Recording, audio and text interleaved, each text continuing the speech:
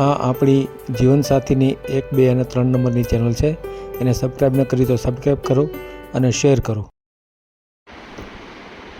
ગૌરવ પાડલિયા જુનાગઢથી પીજીવીએસએલમાં નોકરી કરે છે. ખૂબ સારો પગાર છે, 2.5 લાખ કરતાં વધારે.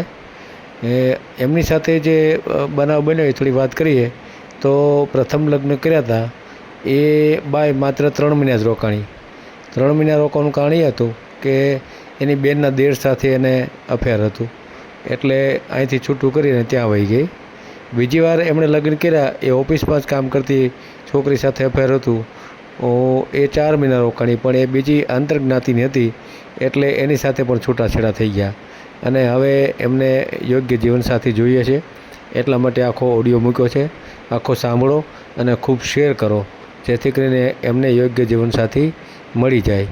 અને આપણે દરરોજ સવારે 10 વાગે અને સાંજે 8 વાગે એક વિડીયો મૂકીએ છીએ, તો આ વિડીયો જરૂર સાંભળો. અને આપણે એકવાર આ યુટ્યુબમાં કોઈ પણ વિડીયો મૂકીએ પછી એને ક્યારેય ડિલીટ મારતા નથી, સિવાય કે કોઈ પ્રોબ્લેમ હોય, કૌટુંબિક સંબંધો બગડે એમ હોય તો અને એના લગ્ન થયા હોય તો આવા કારણોસર આપણે વિડીયો ડિલીટ મારીએ. પણ એના માટે પણ એક શરત રાખી છે કે કોઈ પણ અનાથ આશ્રમ અથવા વૃદ્ધાશ્રમમાં 1000 રૂપિયા દાન કરી અને એની પાવતી એની ફોટો પાડી અને મોકલશે તો આપણે વિડીયો ડિલીટ કરીશું. તો આ બધાએ ખાસ નોંધવા જેવી બાબત છે. અત્યારે આ વિડીયોને ખૂબ શેર કરો. હલો. હલો, મારું સાહેબ બોલો છો? બોલું છું.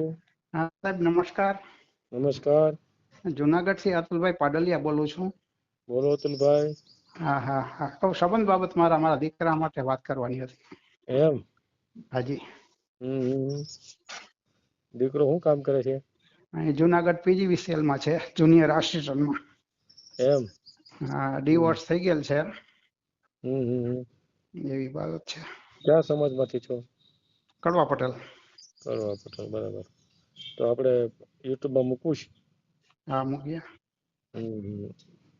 એક મિનિટ ચાલુ રાખજો. હાજી. પેલા હું થોડી વિગત તમારી મેળવી લઉં. તમારો વોટ્સએપ નંબર જ છે ને? હા હા, વોટ્સએપ. એક મિનિટ.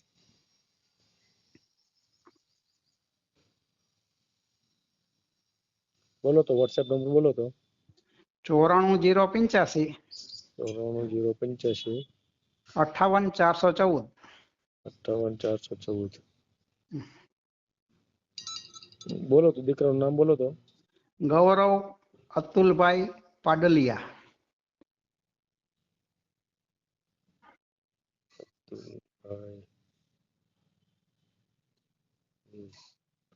બરાબર. રહેવાનું ક્યાં? જુનાગઢ? જુનાગઢ પ્રોપર જોશીપુરામાં.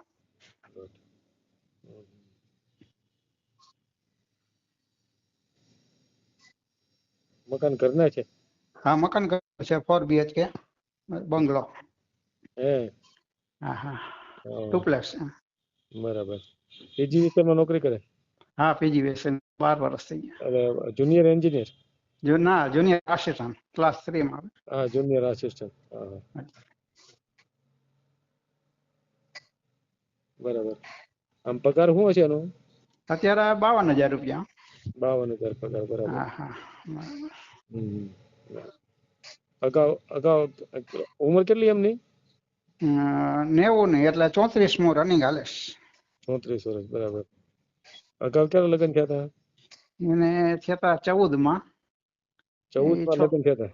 હા, પછી થોડુંક વચ્ચે ગેપ પડી ગયો હતો. એમ કેમ આટલું બધું રાહ જોઈ તમે? બહુ. ત્યાર પછી થોડોક એ લોકોએ કેસ કર્યો હતો ને એવું બધું હતું. એટલે 2-3 વર્ષ કેસ આવેલો ને પછી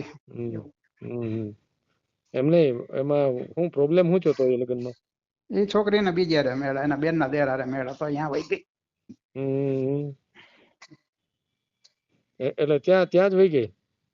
હા, ત્યાં વહી ગયો. નહીં, તમારે કેટલો ટાઈમ રોકાણી? 3 મહિના. ખાલી 3 મહિના? ખાલી 3 મહિના. તો પછી આટલું બધું કેમ તમે ખેંચ્યું? વચ્ચે ખેંચવામાં એમાં પછી સ્ટાફમાં એની મેળ હતો, એ છોકરી હારે બીજો સંબંધ કર્યો ને. એ ભાઈ બે વચ્ચે વાતચીત એના પપ્પા માનતા નતા છોકરીના, એ આંતરજ્ઞાતિ હતા, એ સ્ટાફમાં હતો. તો એના પપ્પા મહિના નહીં એટલે એ 5-6 વર્ષ એમાં વયા ગયા. એટલે તમારા છોકરાને બીજી છોકરી હારે હતું એમ? હા હા, એટલે એ બે સહમત હતા, છોકરો છોકરી સહમત હતા, પણ છોકરીના પપ્પા એ પછી કઈક ખોટો લાભ લીધો એવું થયું. એટલે મોડું થયું. એટલે મોડું. એમને એ 3-4 આણે કેસ કર્યો એમાં કઈ પૈસા દેવા પડ્યા તમારે? હા, પૈસા તો પછી સાહેબ અત્યારે એના સામે તો ક્યાં ઉકેલાય છે. હા હા હા. પણ નહીં, માઇનર બસ એમાં દીધા હતા, ખાલી કહેવાય કે આપણે ભાઈ એવું છે. 3 વર્ષ કેસ ચાલ્યો એમ ને? હા, એમાં તો એ લોકો હારી જ ગયા હતા, પણ હવે પછી શું હોય, કઈ મામૂલી રકમ દીધી હતી પછી એવું મામૂલી છે. પછી સામાન્ય રકમ દેવી પડી. અને હા, કહેવાય. અત્યારે એના દેરના ઘરમાં છે એ છોકરી? હા, એ છોકરી એના બેનના દેરના. ઠેક સમજાય ગયું. ઠેક એટલે ત્યાં જવું છે ને ખોટા પણ અહીંયા ના ફાઇનલ જ હતું, એ ઘરથી ને પ્રેશર કરીને અહીંયા ઠેકાણા પાડી દે એવું હતું. પરણે ઠેકાણે પાડવાની ગણતરી હોય. સમજાય ઠેક. ના કાંઈ વાંધો નહીં. તો કાંઈ વાંધો નહીં, આપણે યુટ્યુબમાં મૂકીએ. આપણે આવા જે જોઈએ આપણે કેવું જોઈએ, છૂટાછેડા વાળું એકતા વાળું એવું હાલે કે? હા, ડિવોર્સ હોય તો, વિધવા હોય તો હાલે, કોઈ નાનું એવું સંતાન હોય તો હાલે, છોકરી વ્યવસ્થિત હોય એવી ગણતરી જાજી છે. ઘરકામ સાહેબ આર્થિક રીતે આપણે કઈ ખાસ વાંધો નથી, બરાબર. છોકરાનો પગાર સારો છે અને અત્યારે લોન પણ ઘણી ફરી મુકાઈ ગયેલી, ઘણી ફરી ભરાઈ ગયેલી છે. બરાબર. તમારે કેટલા બાળકો તમારે? એક દીકરો ને એક દીકરી. દીકરી સાસરે છે રાજકોટની અંદર, એ વેરસેટ છે. તો અત્યારે એક દીકરો જ છે, બરાબર ને? દીકરો છે, અને એને નિસંતાન છે. તમે શું કરતા હતા? કોણ? હું? અત્યારે શું કરો છો? અથવા તો રિટાયર થઈ ગયા છો? કેવી રીતે? હા, હું રિટાયર થઈ ગયો છું. મારે સીડ્સ લેબોરેટરી હતી, મગફળી ખોળ તેલીબિયાંની અંદર કેટલા ટકા તેલ હોય એ જોવા માટેની. ત્યાં જુનાગઢમાં જ? હા, જુનાગઢ પ્રોપરમાં જઈએ. બરાબર. અત્યારે તો નિવૃત્ત ને? હા, અત્યારે નિવૃત્ત. એક છોકરો પગાર છે એટલે બીજું તો કઈ પ્રશ્ન નથી, કઈ સારો પગાર છે એટલે. બરાબર. હા. બરાબર. પછી આપણે કઈ જ્ઞાતિમાં જવું એવું કઈ ફિક્સ કરવું કે કોઈ પણ? પટેલ તો વધારે સારું છે. બરાબર. હા. પછી એમાં કડવા પટેલ કે લેવા પટેલ ગમે તે ચાલે. સમજાય. ડિવોર્સ, વિધવા, આવક વાળું હોય એવી ગણતરી નથી, ઘર સાચવે એવી ગણતરી ખરું એમ. સમજાય. અને નો પટેલમાં મળે તો અધર કાસ્ટમાં જઈ શકાય કે ન જઈ શકાય? બહુ વેલ સેટ વ્યવસ્થિત હોય તો ગણતરી છે, બાકી બહુ સાહેબ આમાં શું છે, બીજું આંતરજ્ઞાતિ જ હતું એટલા માટે માર ખાઈ ગયા ને એટલે થોડીક આંતરજ્ઞાતિમાં ગણતરી ઓછી છે. એટલે જે પેલા તમે કર્યું તે આંતરજ્ઞાતિ હતું? આ બીજી વાર જે કર્યું ને એ આંતરજ્ઞાતિ હતું ને, સ્ટાફમાં હતું એ. અચ્છા, એટલે બીજી વાર લગ્ન કર્યા હતા કે ખાલી એમના? કર્યા હતા પણ એ પપ્પા 3-4 મહિનામાં એ તેડીને વયા ગયા એનું. તો એ તો તમે કીધું ને. ના, કહું ને, બોલ્યો ને, એ બોલ્યો હું તમને. સ્ટાફમાં તો એમ ના વાત કરી ને, પપ્પાએ લાભ લીધો એટલે અંતર વધારે ટાઈમ વયો ગયો. આંતરજ્ઞાતિ હતું ને? બરાબર. કઈ વાંધો નહીં. તો હવે આપણે આંતરજ્ઞાતિ નથી જવું, બરાબર? ના. પણ આમ સાહેબ આધ્યાત્મિક રીતે અમે છે ને આમ થોડુંક વ્યવસ્થિત ઘરની અંદર બહુ સારું છે, બરોબર. એમને? હા. બરાબર. અને નિર્વ્યસની છોકરો, 52,000 રૂપિયા પગાર, અને વ્યવસ્થિત છે એમ. બરાબર. સમજાય. ના કઈ વાંધો નહીં. કોઈ જાતનું વ્યસન નથી દીકરાને એમ ને? ના, વ્યસન કોઈ નહીં, એને નહીં, મારે નહીં, વ્યસન નહીં. અભ્યાસ ક્યાં સુધી કર્યો છે? BCA કરેલું છે. BCA ઉપર જ એને મળી ગયું હતું. BCA ઉપર જ એને જોબ મળી ગઈ એમ ને? જોબ ને કેટલા વર્ષ થયા? 12 વર્ષ. 12 વર્ષ. 12 ને 13મું બેસી જાય. 13મું વર્ષ. ના એ તો પરમેનન્ટ જોબ છે એટલે બીજો કઈ પ્રશ્ન નહીં. ના, બીજો કોઈ ટેન્શન નથી. કઈ વાંધો નહીં. આપણે ફોટો મોકલો, આપણે YouTube માં મૂકી દઈશું, બરાબર ને? બાયોડેટા મોકલી દો કે સાહેબ ફોટો મોકલી દો? ફોટો પણ મોકલો અને બાયોડેટા મોકલો. બાયોડેટા રહ્યો ને એ આપણે WhatsApp ગ્રુપ છે આપણા 3, એમાં 1000 સભ્યો છે, એમાં મેલશું. અને ફોટો રહ્યો આપણે YouTube માં મૂકશું, બરાબર ને? એવું છે. ભલે. આ મોકલી આપો, બે મોકલી આપો. હાલો, મોકલી દો. અત્યારે જ મોકલજો.